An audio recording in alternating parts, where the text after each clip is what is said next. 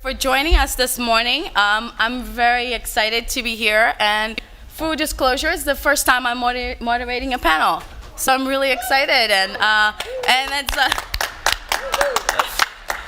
it is a powerhouse of a panel. I'm really just humbled just to be called to moderate this amazing panel. So our panel this morning, we're going to talk about raising funds for financial institutions supporting digital inclusion programs.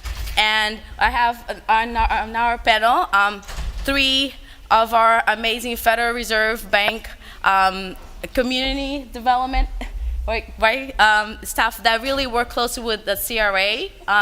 And I actually decided that I want you guys just to, quickly introduce yourselves and talk a little bit about your experience in the Federal Reserve and the CRA. Hi, y'all. Welcome to Charlotte. I am with the Federal Reserve Bank of Richmond, based here in Charlotte at the Charlotte branch. So we're really happy to have net inclusion in our city this week. And I work in a lot of areas of community development, but I have a very deep history with broadband that goes back with the state of North Carolina when North Carolina first created its information highway back in the 90s. So broadband's one of the issues I focus on, like my colleagues, and a multitude of other issues. We have a very strong CRA Bankers Collaborative in North and South Carolina that get together to talk about ways they can support community projects and community development in general. I'm Jordana Barton with the Federal Reserve Bank of Dallas. I serve the 11th District, which covers part of New Mexico, all of Texas, and half of Louisiana. And of course, I like my colleagues here, support and work for the Federal Reserve System. My work in digital inclusion began when I was studying some of the lowest income areas of our district. And this issue came up, and then wrote Closing the Digital Divide, a framework for meeting CRA obligations for the new updates to CRA that came out in 2016. So it's basically a how-to guide for communities, community-based organizations to work with local governments and anchor institutions and bring in financial institutions into the work of closing the digital divide in their communities. And then since then, written other documents to help communities. I really write with the intention of for people to be able to use that to use it to write grants, provide data, as well as the kind of the logical argument and so forth, to be able to write grants and expand their programs. So the works that came after that, preparing workers for the expanding digital economy, trying to show beyond a shadow of a doubt so that people could really see clearly that digital inclusion is workforce development. And then work in telehealth about how critical it is to healthcare access and services. So that has been my work with regard to digital inclusion, and of course we all cover many areas of community development, all impacted by the digital divide. So this is fundamental to our work. Thank you. Good morning. My name is Jeremy Hegle. I'm with the Federal Reserve Bank of Kansas City. So we cover Western Missouri, Nebraska, Kansas, Oklahoma, Wyoming, Colorado, and northern New Mexico. So it's a pretty large, very diverse territory. I've been at the Federal Reserve for 4 years after working previously in the nonprofit space. So I can relate to a lot of our nonprofit friends when it comes to the fundraising side. Our work in the digital divide really started about a year and a half ago. And it was a result of feedback that we were receiving from our Community Development Advisory Council. It's a council made up of community development folks from across our district, urban, rural, every state, housing, education, a very diverse set of perspectives. And we started hearing in our conversations with our council how important and fundamentally crucial digital inclusion is in all those different areas. And so for the last year and a half, I've been doing work to raise awareness that the digital divide is, as Jordana said, foundational to those other areas of workforce development, of housing, of education, and helping people that work in those sectors understand the tie that digital inclusion has to the work that they do. Great. Thank you, guys. So, going back a little bit, my name is Munirih Jester, and I am the San Antonio Housing Authority. So I manage the Connecthome program at the San Antonio Housing Authority. So real quick, we wanted to make this panel just, make sure that we cover the things that you guys are interested. So we have a presentation, and we have some topics we want to cover, but just like maybe 2 or 3 people want to shout out, like, what are some of the things that you want to get out of this panel? Let us know. Well, now is the time, or if not, you can ask questions at the end or throughout the presentation. But do you guys have anything that comes to mind that you want to get out of this panel right now? Yeah. I'd like to know exactly what the best way is to approach financial institutions to ask for CRA digital inclusion, because I have found that that has not worked at all. And the reason being is because it's not hard for a bank to give away money. We already have a list of nonprofits they work with pretty regularly. So what you're doing is essentially having to break into that cycle and house somebody else in order to get in. Yeah. So it's not like there's a new pool of money there. The pool of money's already been there through CRA, and it's not. We have not had much success doing it. Yeah. So. Where are you from? The Cramden Institute in Raleigh-Durham. Raleigh-Durham. Yeah. So. Yeah. So, I was going to add to that, to help us develop that checklist that a bank would look at and say, okay, you're really kind of hitting some of our CRA goals, what that checklist should include. Okay. Good One news, more? I think we'll cover that. Yes. So in addition to how, who is the best person to connect with, both at the local level, perhaps, or even regional, state, etc.? Perfect. So yeah, you want more?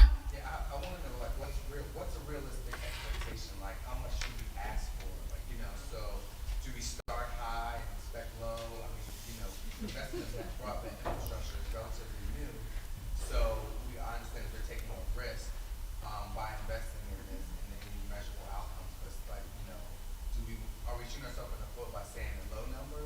Are we pushing the banks away by saying too high of a number? So. You want us to work that into our presentation? Or Yeah, but I was going to say that you guys are in luck because our presentation is really structured. Like, I think you guys going to get a lot of the presentation and some of our case studies. So they're really going to talk about some examples that really worked and and digital inclusion programs that did get funding from banks. So one more. Any patterns in lending across the country and the types of banks that are investing in this, or are we looking at larger banks, smaller regional banks? Really? Information that would be very helpful. Perfect. Great. So they're noted. So we're really going to try to cover, and whatever we don't cover in the panel, I mean, feel free to track them down the hallway and get more specifics. So real quick, I know a lot of you guys heard about CRA and kind of have a general understanding of CRA, so we want to start just introducing CRA. Again, so CRA is called Community Reinvestment Act, and it was passed in 1977 as a result of redlining, right? So the banks redlining in the community. So it's really a tool that communities can use for banks to invest in low to moderate income neighborhoods to provide financial. So there's 3 areas in CRA. So you see there, it's lending services, and the third one that I know, it's here, an investment. And I think that's something else we need to keep in mind when we're talking about CRA and approaching banks, is that they can do more, and then they're going to cover that session too. They can do more than just giving grants to your digital inclusion programs. And keep in mind that here in the panel, we have all 3 panelists are from the Federal Reserve Bank, and they are the regulatory body of local banks. So I think it's really great that we can just talk about local banks and how they relate, but then state banks are regulated by the FDIC, and then national banks are regulated by the FCC. So OCC, yes. See, a lot of acronyms, just getting on us. But but just keep in mind that there is a structure for local, state, and national banks, and then getting familiar with that structure and what the CRA, aspects of each bank and each levels of the financial institution entails, I think, you're really going to help us as on digital inclusion programs and nonprofits seeking funds. I don't want to spend a lot of time on that, and I wanted just to pass on to Jordana right now. So we have, actually, before I pass on to Jordana, we'll have a quick question, right? Myths. Oh, yeah. So the gentleman was explaining, he was trying to say, people assume that CRA, for digital inclusion, there's a pot of money for digital inclusion, the banks that we can just tap into. So there's a lot of myths, a lot around misunderstanding around CRA, and I wanted to ask each of our panelists to maybe share a couple or one myth that you hear a lot about CRA and clarify them. So one myth that I often hear, and I'm sorry, I didn't say the Richmond Feds District is Maryland, D.C., most of West Virginia, North and South Carolina. And we did a pre-conference workshop for about 3 hours where we busted a lot of these myths on Monday. But the biggest one I hear is about relationships. I have to know a banker really well to be able to go in there and tap into this. I need to know the secret formula and the code to talk CRA. Myth. If you've got a banking relationship with a bank, then you have a relationship with a bank, and you can start with your banking relationship to get in there. You can certainly talk about CRA and community development banking to get the right people in the room, but I would encourage you to look at the definition of community development in CRA, because those are your words that you can use to get in the door. But everybody's got a relationship with a bank if they're banked, or your organization has one, so use that relationship to get in the door to start talking about your proposal. And I would add to that to form relationships with banks and the who of somebody asked how and who. So each bank has a community development officer or vice president for community development. That's their CRA officer. Most banks have that person, but that person also works across lines of business and with bank presidents. So the heads of each department of bank will know, will be somebody that you can relate to and form a relationship with. I think some of the language that Jeanne is talking about, we tried to present to you in Closing the Digital Divide. This is meant to be like how to prepare your case. One of the things that we've done, because we know it's hard to develop new relationships in San Antonio, I'll talk about in my presentation, but I want to say that the Federal Reserve plays a role in introducing the community to their local banks and local banks to some community efforts. And one of the things that helps is if the reason we really promote the idea or the best practice in broadband of having a city and county make its digital inclusion plan as part of its economic development plan, that makes it very obviously part of CRA, because if it's impacting low and moderate income communities, because you're in alignment with the efforts, the bigger efforts of your city and community economic development.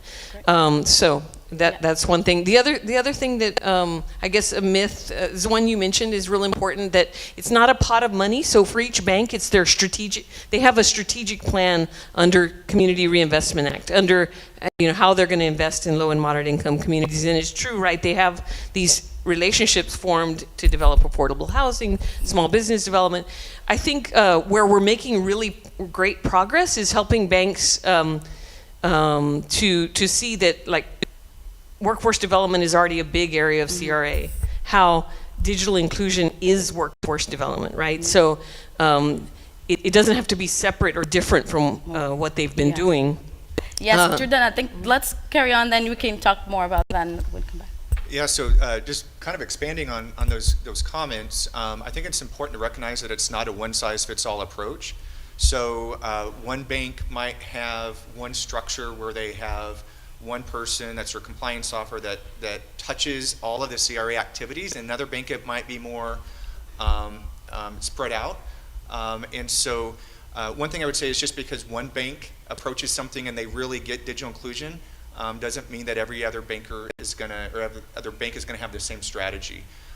You can be really great in what you do, but if that bank strategy for CRA is double down on housing, if you're not speaking housing, it doesn't matter how great your program might be. So recognizing that every bank is going to have their own strategy is really important.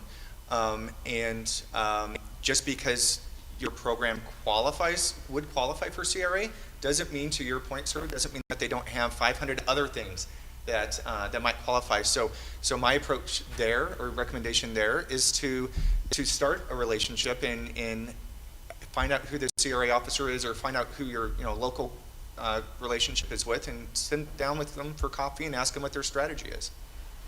Perfect. Great.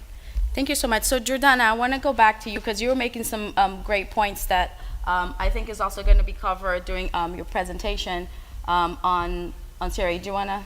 Okay. Do you want to say hi?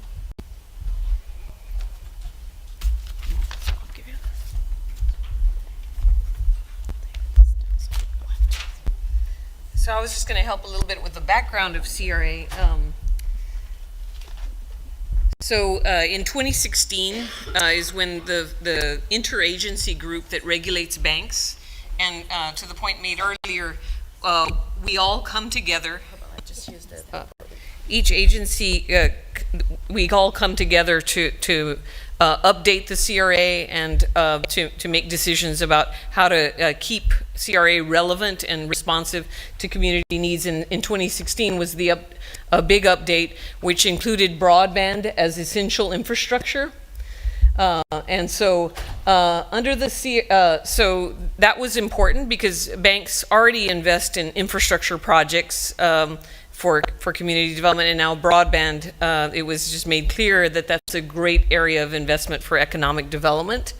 So that would be interim construction financing and other types of financing for the broadband infrastructure. And in closing the digital divide, I have the different types of infrastructure, all the way to the last mile infrastructure and hotspots and things like that.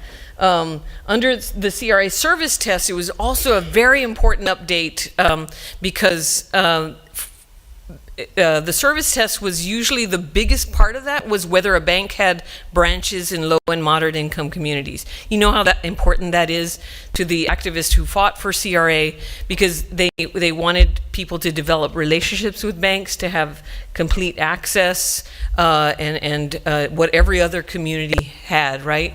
But what we're saying is, yes, we have the digital divide, so we can't say brick and mortar isn't important, but if we need to call for innovation in reaching low and moderate income people with mobile and online banking. That's where, we have all these great innovations in check deposits and transferring money, all the things that you do with a bank, and we show in our publications how banking is changing, right? People don't go to branches as much anymore.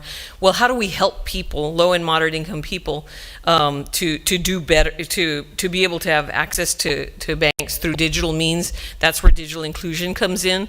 A lot of the training programs have serving seniors, for example, will help teach them about safe access to financial services using mobile and online banking.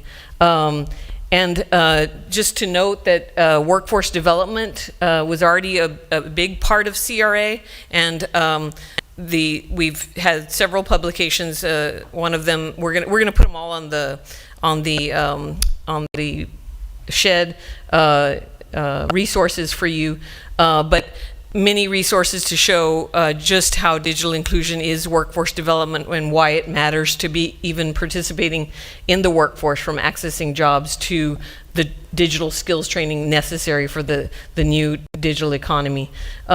Business development, we even added some Q&As about supporting organizations that help train small businesses in low and moderate income communities with regard to using technology and digital means to expand their business and to do their basic, platform, which is really required if you're going to be a business that can grow and diversify and use e-commerce and so forth. Expanding access to actual financial services for small businesses. So we have a lot of innovations right now happening with people who are training entrepreneurs in digital skills for being able to access capital through banks. We have some intermediaries like the Association for Enterprise Opportunity who are aggregating bank resources and connecting them directly to entrepreneurs. So there's some great things happening digitally with regard to that. Basically, just so you, and this is part of the language that you use in talking to banks, broadband and digital inclusion is the platform for all areas of community development, and we've explored that very extensively in this conference. It's foundational to education and closing the homework gap, workforce development. There's even a session going on right now about how digital inclusion is workforce development. Access to financial services, as banking becomes increasingly digital, we need to innovate there in how to reach low and moderate income people. The FDIC says we can even, it shows promise that we can even do better at reaching low and moderate income people than we ever did with brick and mortar, but we need innovation there. Affordable housing, it's all about internet service in the home. It's an essential infrastructure like water and electricity, and access to health care. We also explore in some of our publications. And the reason the three legs of the stool are very important for you to communicate with banks about is because there's opportunity in each one for bank participation. So banks do lending, service, and investment. So for broadband infrastructure, we're actually working across banks to collect all these stories since when 2017, basically when we first implemented. We have a lot of stories of banks doing interim construction financing to finance the expansion of broadband networks where it's necessary. We have banks contributing grants for digital inclusion programs and so forth. So just knowing that the three legs of the stool are opportunities for lending, service, and investment. There's different types which we're going to explore a little more. Opportunity zones present a new opportunity for investing in broadband infrastructure. New markets tax credits in MTC for broadband infrastructure. We're already collecting a lot of those examples. Interim construction loans, I give several examples in the publication. Equity investments, EQ2s, and then grants for digital inclusion programs, and they can range. Knowledge asked the question about, what should we ask for? Well, we've had, contributions to Connecthome from banks in San Antonio, ranging from $25,000 to $100,000 to even more than that in some communities. We had in the border region where we have a collective impact project to close the digital divide. The Federal Reserve is a part of that with the community. They got $100,000 for their strategic engineering study and then some other support around that. What's incredible about the strategic engineering study is it's something that they're going to, they have in their hands to go to for financing under opportunity zones because it has the full financial, investment grade financials to go along with the strategy and the plan that includes the broadband infrastructure, but also the three legs of the stool. So grants for Wi-Fi mesh networks, we've also done that in our community. So it takes about $30,000 for a Wi-Fi mesh network if you already have fiber optic infrastructure to serve a community of 100 people or so. So we've got it. I think that's, did you want me to just go into the examples? Yes. Okay, so, and I can talk to you about these later. I don't have to cover everything right now, but we have the border project, which is a community-led project. We had done the research at the Federal Reserve, but the community decided that they wanted to close the digital divide out of all the research we did in the communities of the border region. And so we brought the knowledge of NDIA and some of the best people in the industry to the region, and they decided to do a two-phase project. So part of it is the Wi-Fi mesh networks that they could do immediately with some infrastructure that they already had and poles that they already had. And we're moving on that already. We've already covered about 200 families with the Wi-Fi mesh networks.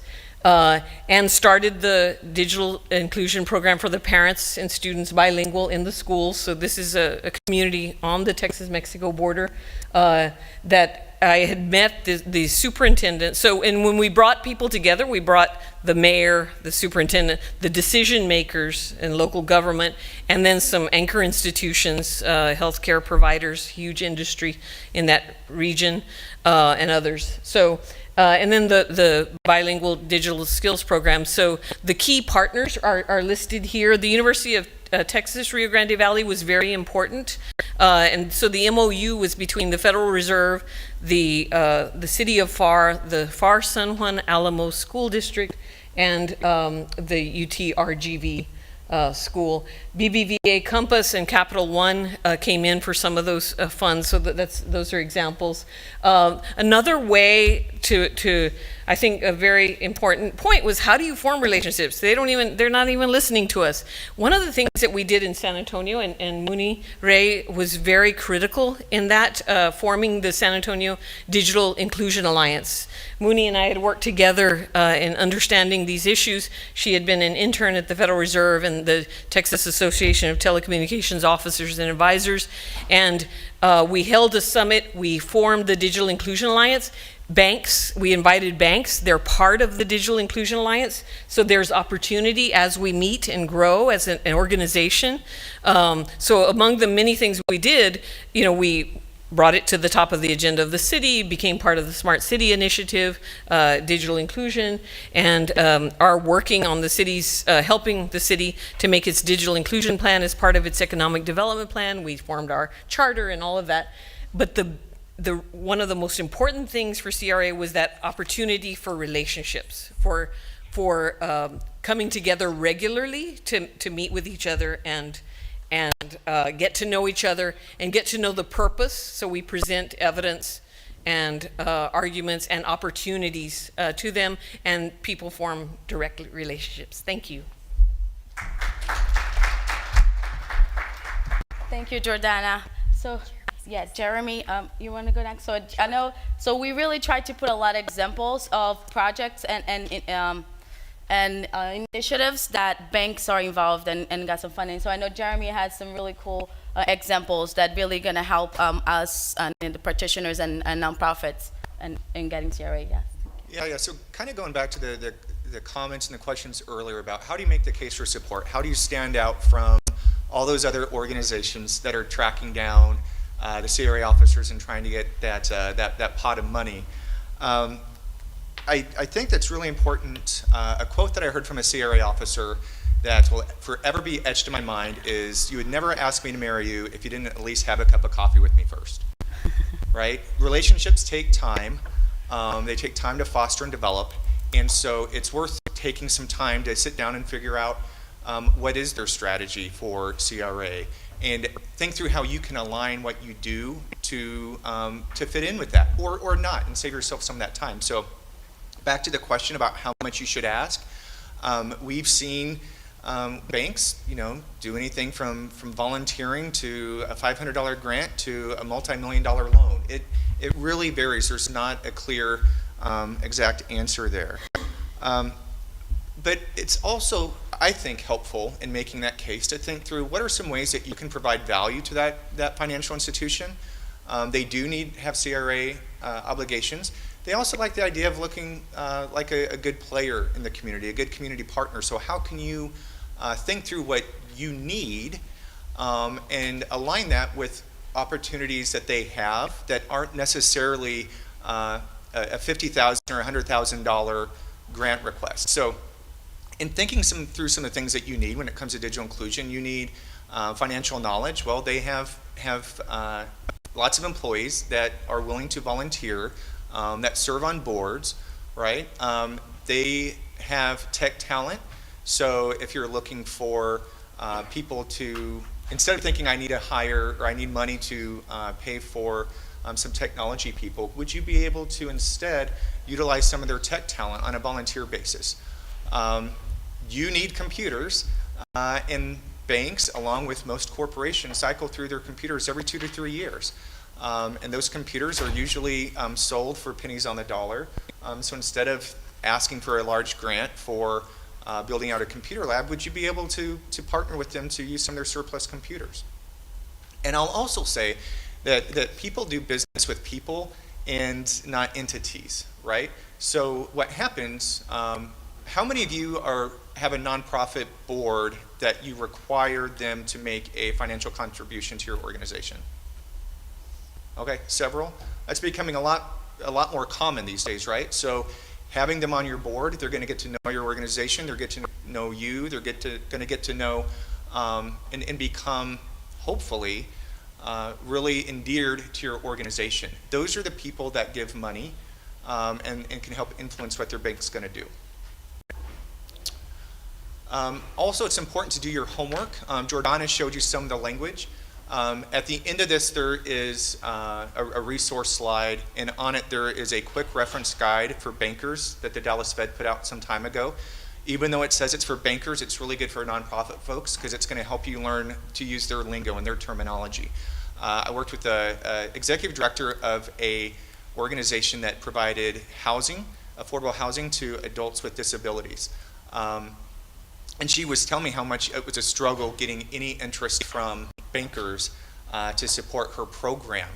And I asked her how she's presenting it, and she talks about the developmental disabilities and all the services they provide. And I finally said, how many of your clients are low income? She said, well, 95% of them, their only source of income is disability.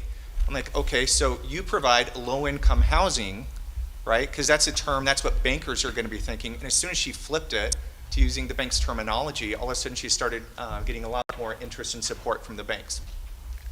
So take some time to use their terminology. I'm going to share with you a demonstration project that we did at the Federal Reserve Bank of Kansas City this last year. Knowing that laptops are needed, computers are needed, we did a demonstration project where we donated 25 computers that went to Connecting for Good, and then were deployed in ways that would support, would get some CRA consideration. And so we're doing this as a demonstration project to document the computer's journey. So they started off, this is one of the gentlemen that actually does the, puts on the operating systems. Through this process, Connecting for Good actually hires some workforce students. And so low-income students that are getting job training, right? So digital job skills training, that's CRA relevant, right? So there's a check. This is one of the teachers that we talked to that's using the computers in the classroom to provide coding skills to low-income students at an organization that serves 700 plus students a day that are all low income. These are a couple of the girls that were showing me their coding project. They also use the computers in robotics competitions. And this is one of the single moms of the students that got one of the computers and is using the computer to complete her associate's degree. All of her school is online, you all know that. Her computer was stolen at the beginning of the semester. She was getting ready to drop out of school. Luckily, this computer was there. She got it, and she's now able to complete her degree. So as we're doing this, we're checking, here are all the different ways that something that cost my institution almost nothing, but is having a meaningful impact in the community that is not, that's not a big financial ask. Great. And I pass it Great. on. Yeah, thanks, Jeremy. So, Jeanne, do you want to take? Yeah, so if you live in the 5th District, I just want you to make note that we do have half-day programs pretty often about CRA for community-based organizations. We also do full-day programs. And because we have some very formal CRA bankers collaboratives, we typically bring new topics. So we have done several on digital inclusion. Next one up, we have some work on housing. But see me afterwards because we can, if you're in our district, we can weave you into those programs. So what I wanted to do is talk a little bit. I realize that opportunity zones are the shiny new object on the scene. I'm kind of a community development finance person. So if you take a look at Richmond,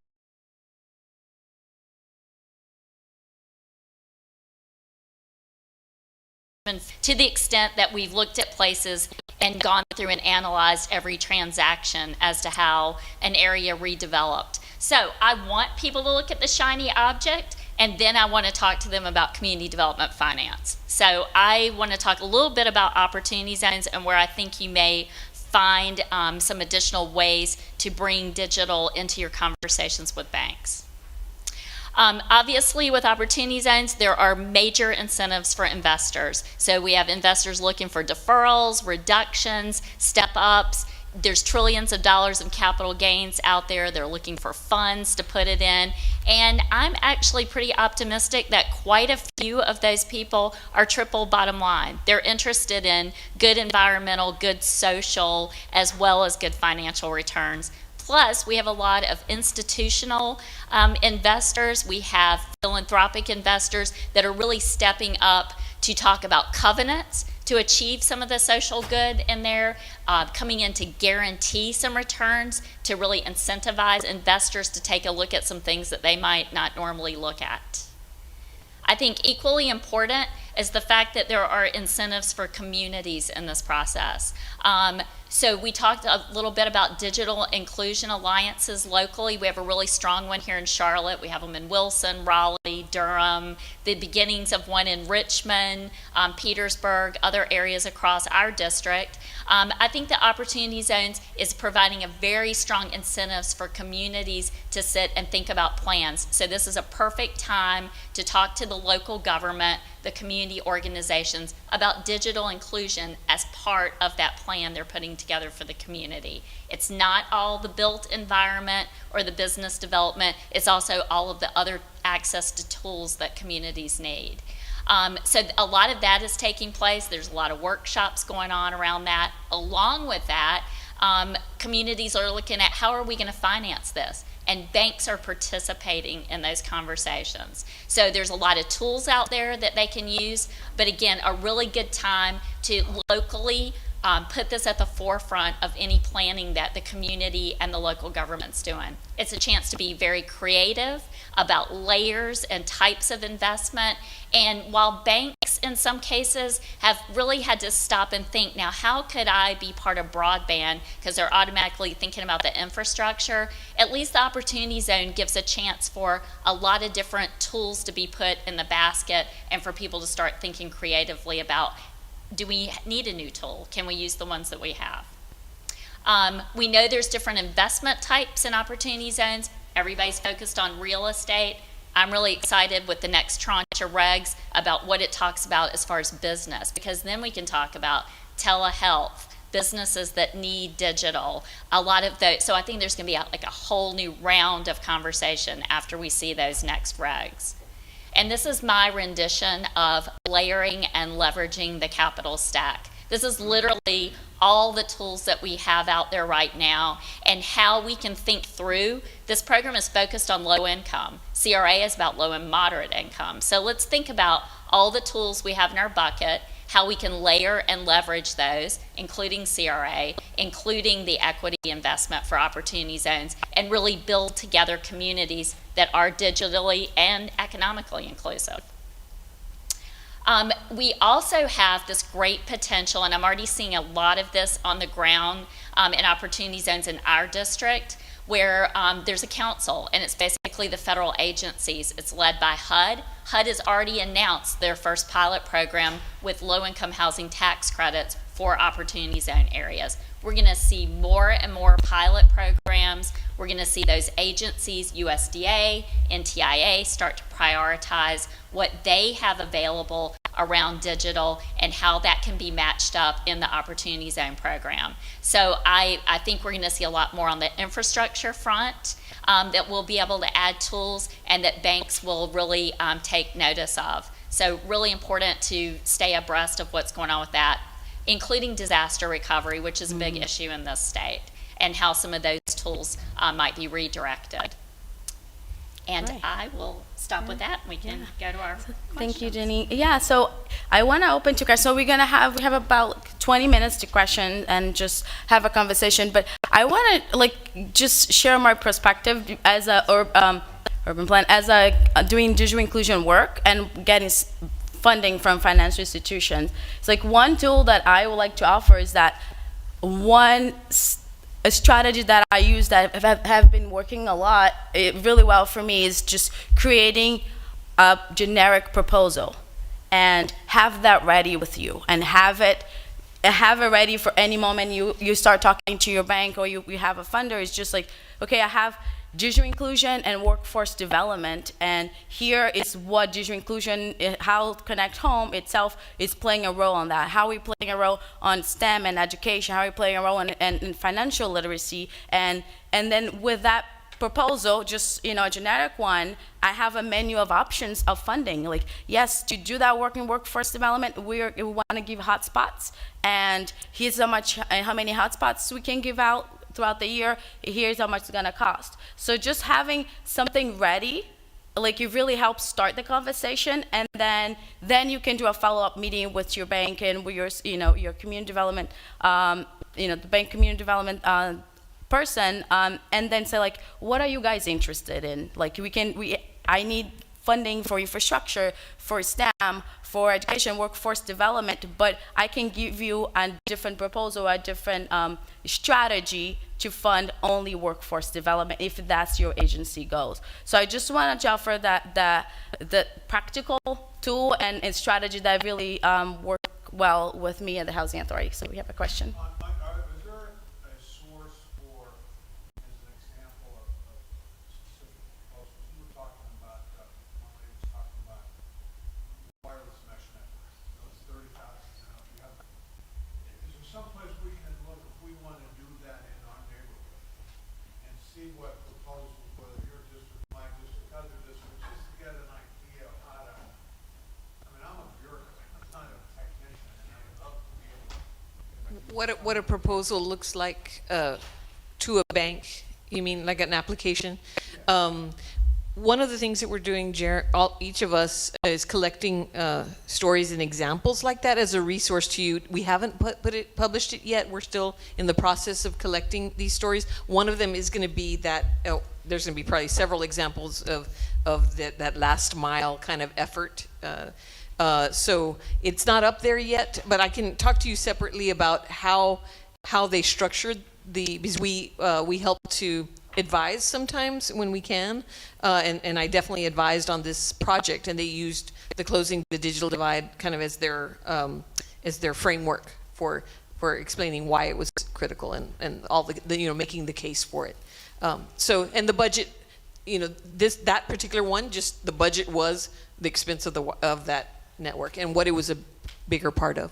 That's like reinventing the wheel sometimes. It's already there and it works. It's what makes that. And so I would just point out, it's not just us too, because our colleagues at the FDIC and the OCC also are collecting examples.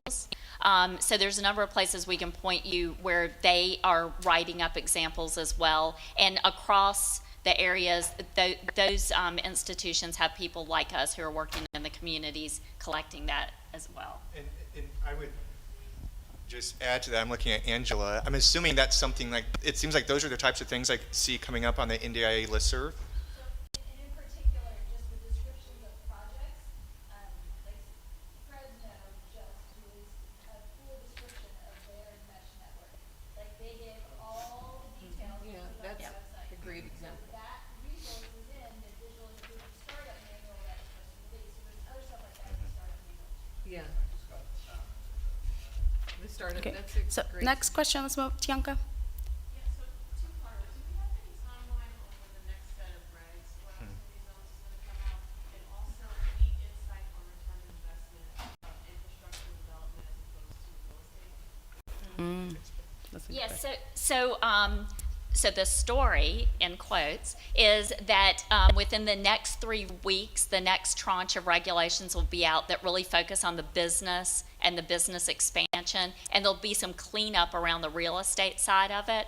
But then it'll be posted for comment for another 30 to 60 days before they're finalized. The expectation is that infrastructure, because there are quite a few funds organizing around infrastructure, public-private partnerships, that infrastructure will be addressed in that next set of regulations. And then, but simultaneously, that council is working to go ahead and start pilot programs among those agencies.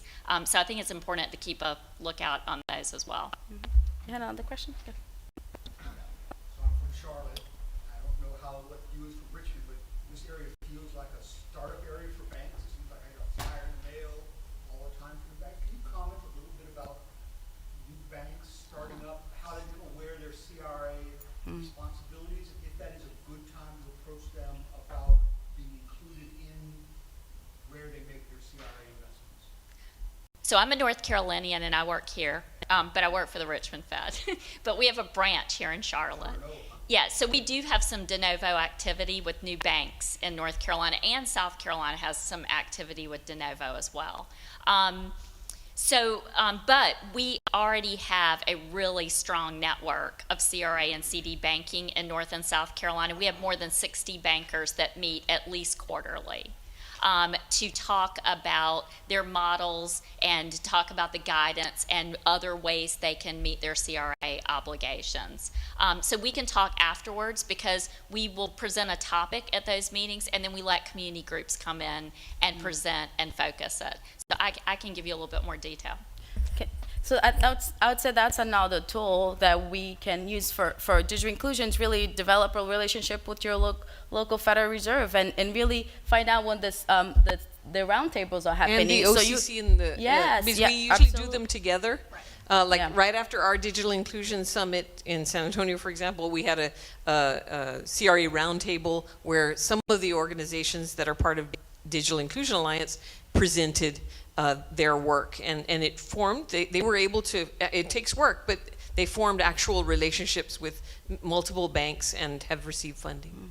Can There's a question. yes, Atia, go ahead. Yeah, so you talked about the different banks having the different strategies.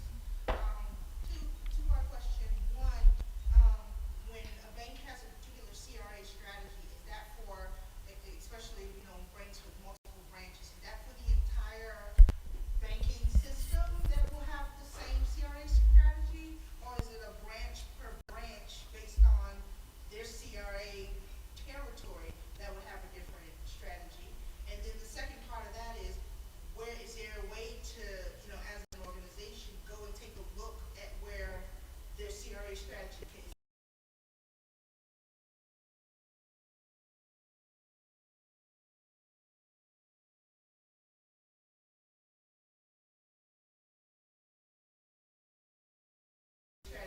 Yeah. their website or something where you can read up what their CRA strategy is? Great question.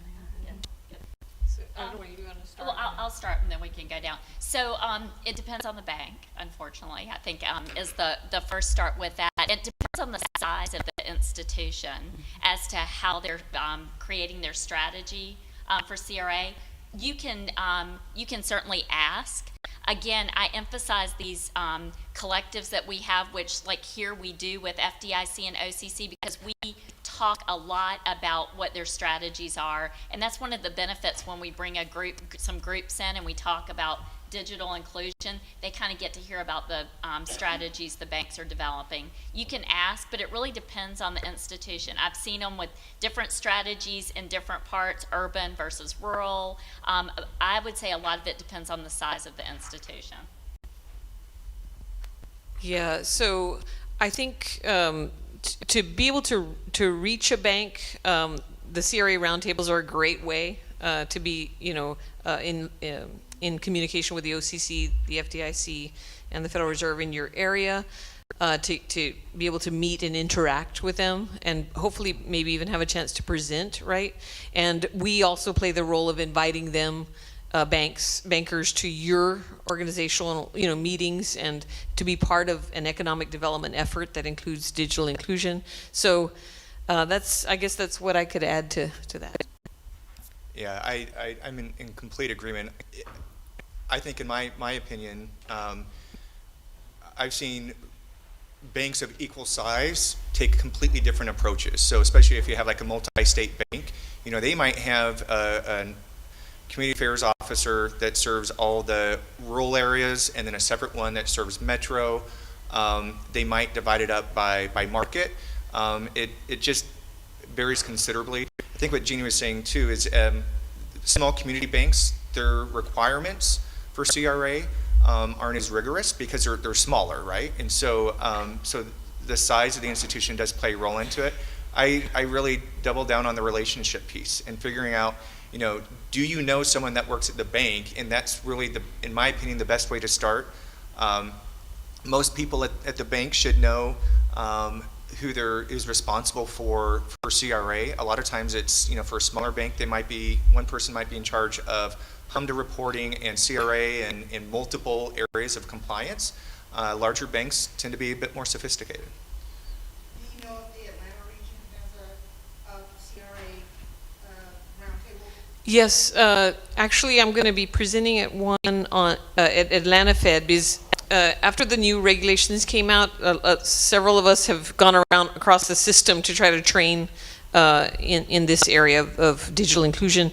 There's one on April 30th, a roundtable at the Atlanta Fed, but I need to get the details. Maybe I could get your card just to introduce you. So I'm going to be doing a training for bankers, and it'd be great to give examples of the Atlanta region for them, and I'm going to help our colleagues there to collect examples. So it'll be great to meet you. So we have time for a couple more questions, but I have one question.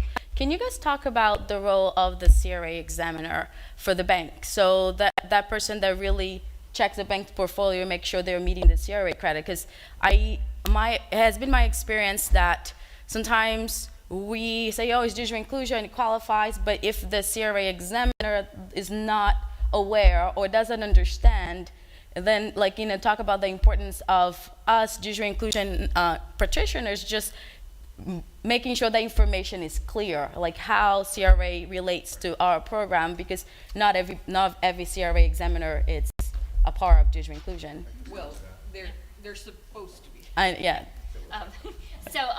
And I would also just say, bookmark our websites for our banks and take a look at the programs and events that are occurring under community development, because bankers come to those programs. So you can sort of see what we're doing. And even if we're doing, I'm doing a New Markets Tax Credit training session in Winston-Salem on May 9th, but I'll live stream it. So even if you're in Atlanta, you could still pick up something that we're doing here.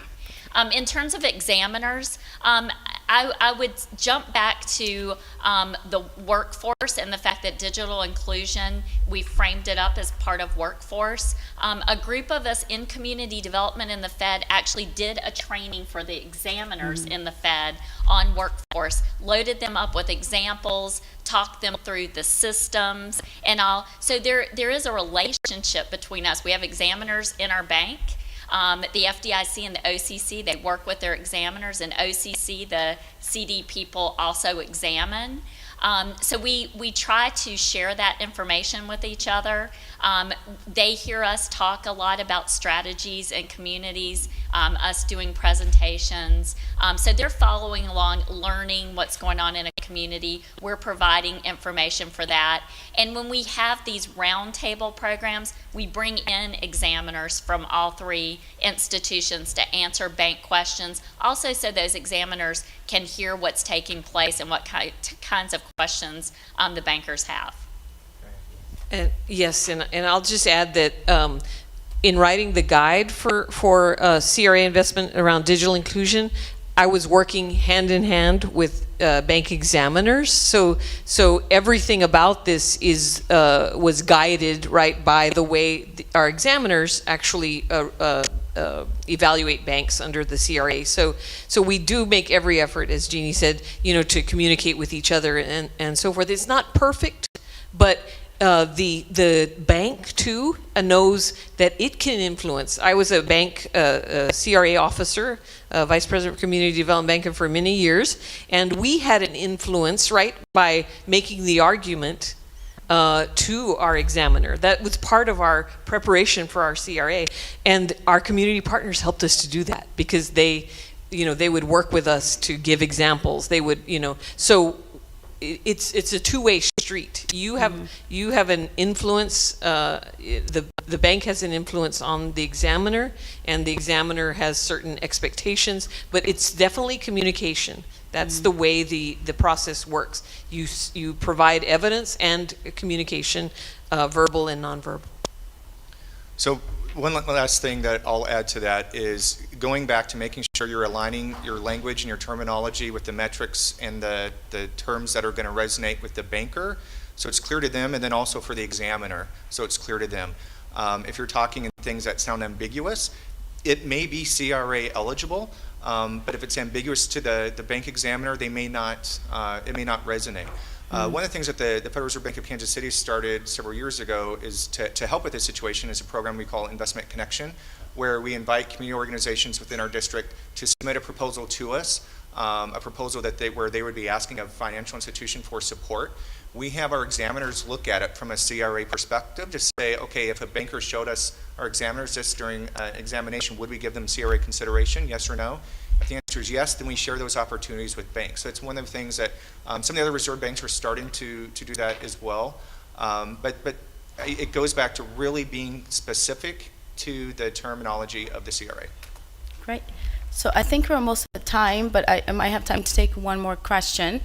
And while you guys think of your last question, I wanted to share, just again, my experience that banks they're a part of the community and they really want to be at the table and have an impact. So really leverage that. But also, as we talk about CRA is flexible, was built to be flexible. So be ready to innovate and be daring. Like I have a partner, a bank that's like, Muni, I want to invest in digital inclusion, but I want something different. Like, we do a lot of workforce development, and she makes me think like, okay, something different and creative. So you have that space to play within CRA, within your relationship with the financial institution. So one strategy that we're actually exploring right now is bandwidth sharing with the financial institution. So essentially, there's a bank close to one of our public housing properties, and we're like, what would look like if we tap into using their bandwidth in the evenings and the weekends,